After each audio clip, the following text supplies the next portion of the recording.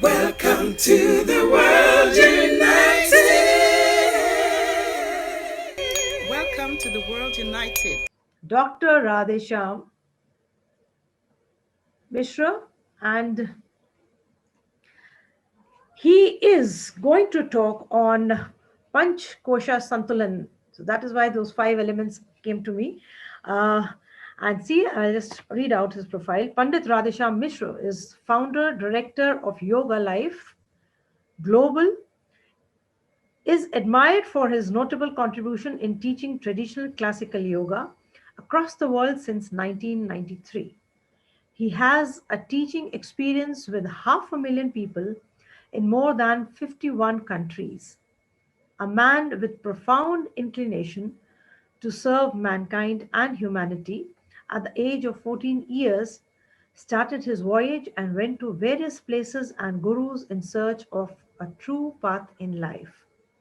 He has spent his initial years studying various traditions and cultures of India from various renowned masters, classical music tabla and flute from Pandit Lalit Mahant, Pandit Malhar Rao Kulkarni, Indian ritual traditions, Karmkand from Pandit Jagdish C. Bhatt, astrology and Ayurveda from Keshari Malvedya, and Tantra traditions from Umesh Bhatt. So, his topic of presentation today is Panchkosha Santulan, balancing Panchkoshas by yoga.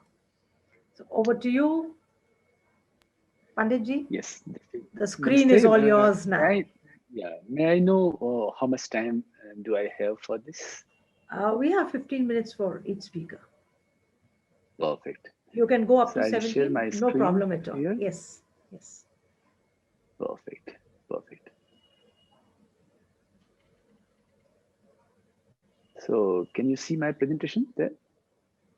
Yes, visible, sir. It's Okay, visible. perfect. So it's a very important part, but not very well described in yogic textbooks. When we talk about yogic textbook, mostly we refer to Patanjali Yoga Sutra, Hatha Yoga Pradipika, Gheranda Samhita, Shiva Samhita, etc., etc. And this concept of Panchakosha is from Upanishad. So yoga was there even at the time of when Upanishads were written, many thousands years before.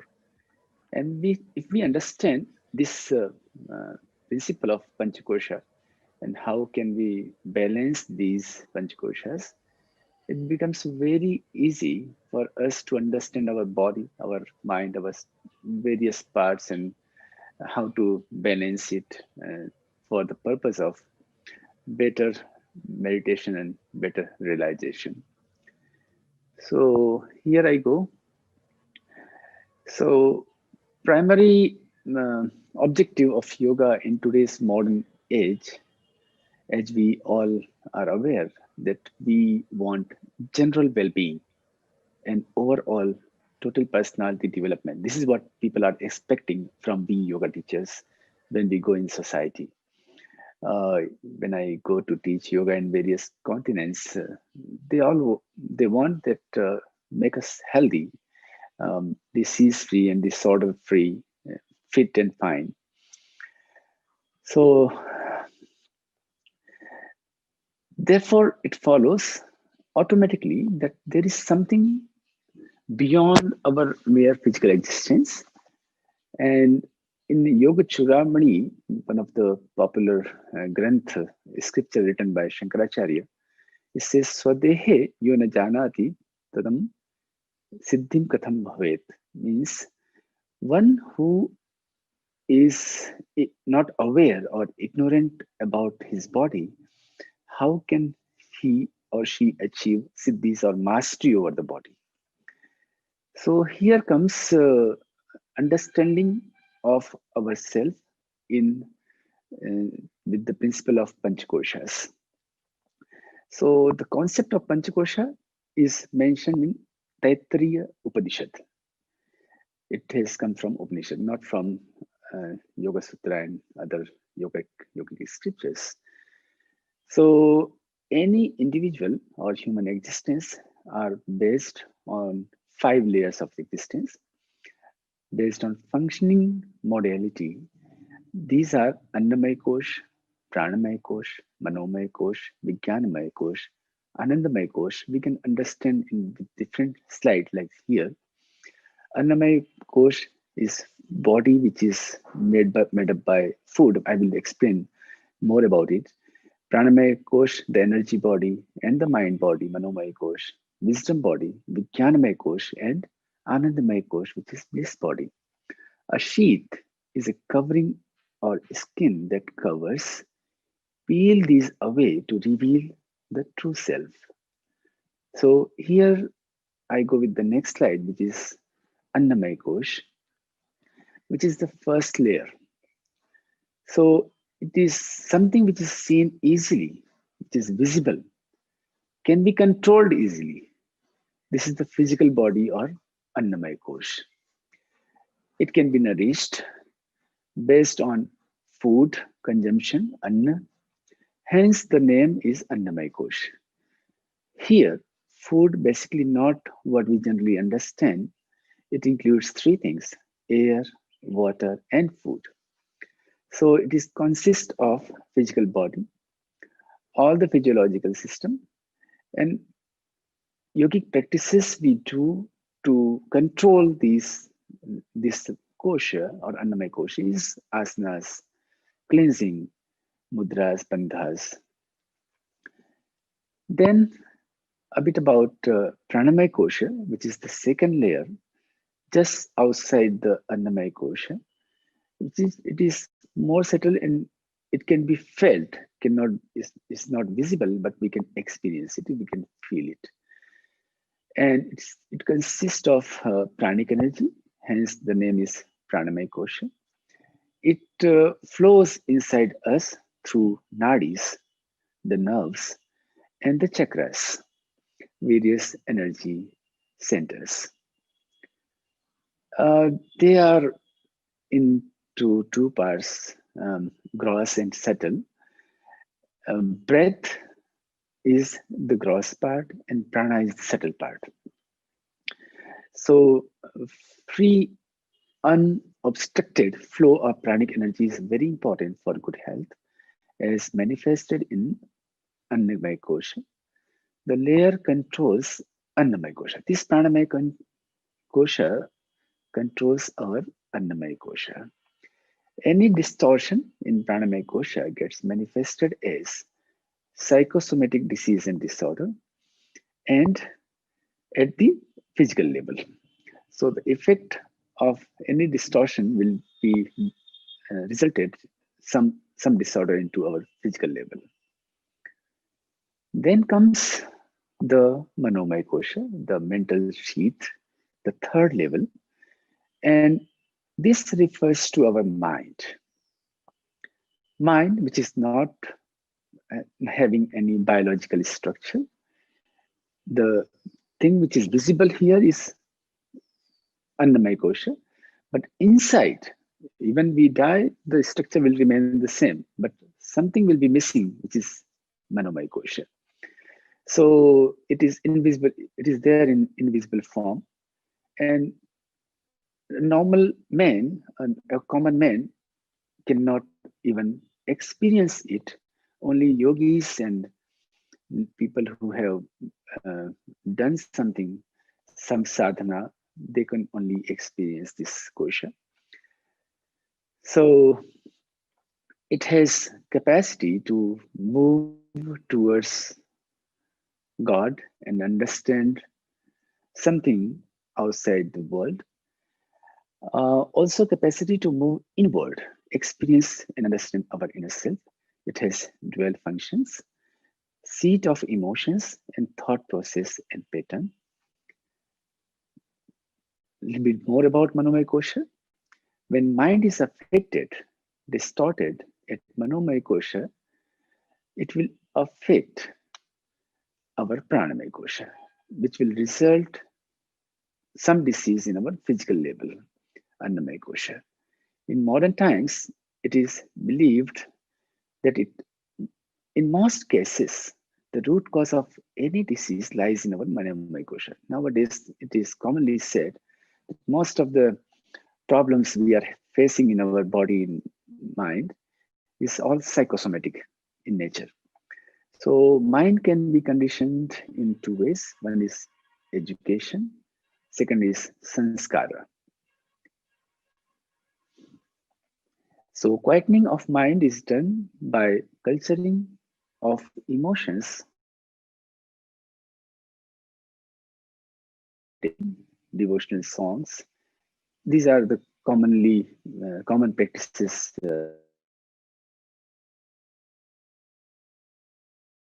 for enhancement of manomai kosha is pranayama and some antaranga sadhana. There are various sadhanas mentioned in our scriptures, in yogic scriptures.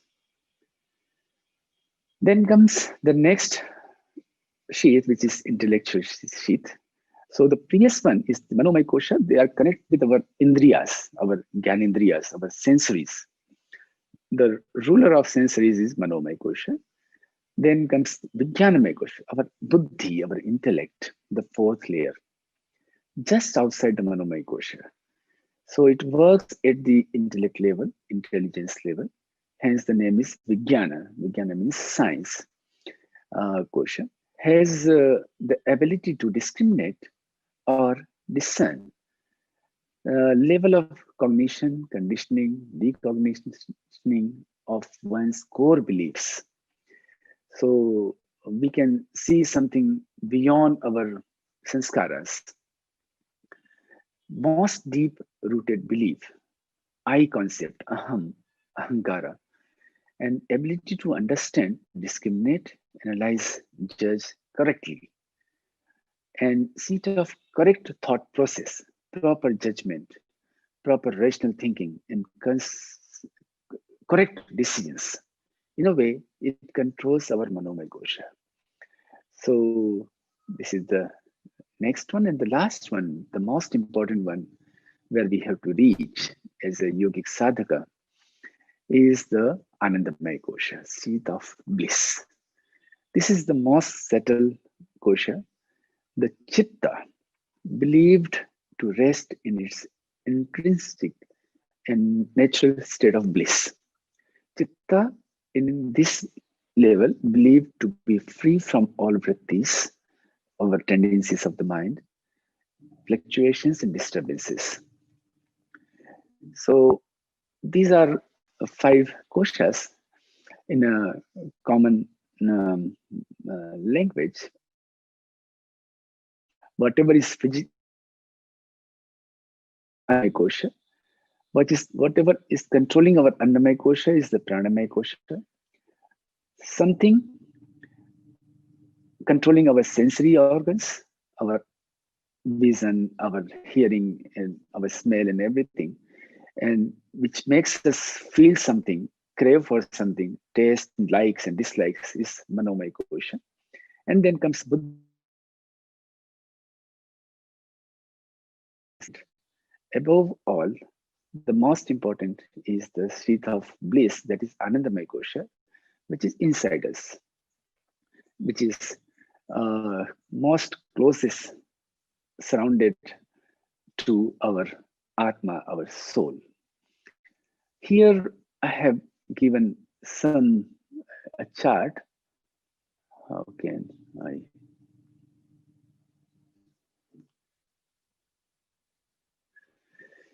So this chart explains a bit more about the same thing what I have explained, and what we can do for improving these koshas, not to get diseases and disorders, how to balance. So for balancing our annamaya kosha, we need to practice physical postures, exercise, asanas, and it gives us stability in our body. Then for pranamaya kosha, we need to practice pranayama, especially nadi shodhan and anulom vilom, bhramari, bhastrika, etc. So it improves our vitality. And then comes mental body, and for that we need to practice pratyahara, controlling our senses. So nishpanda bhava and various techniques are there to control our senses, which gives us clarity. So the things reach or visible to our intellect clearly without any much disturbances. Then intellectual body is there. So for that we need to do something with 3 A's, I say. One is study of Shastra, study of scriptures, time-tested scriptures, Gita, Yoga Sutra, etc. And then satsanga means being with the realized people, the great masters, satsang. And then swadhyaya, self-study, closing your eyes and understanding the self, being aware, mindfulness. So through that we achieve wisdom.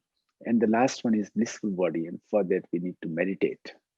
We need to go in sadhana to achieve bliss, the real bliss. So from physical level to we improve and go to subtle level. So these are the conclusions, and I think my time is up. So we can go to the next speaker if you like.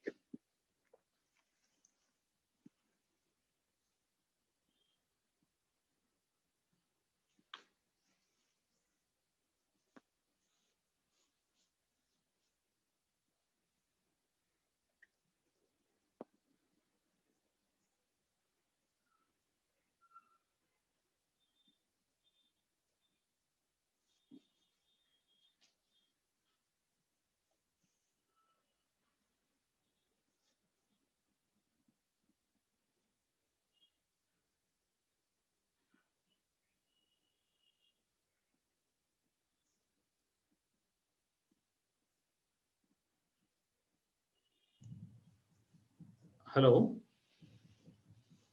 Yes, Thank you, Pandit Radheshyam ji.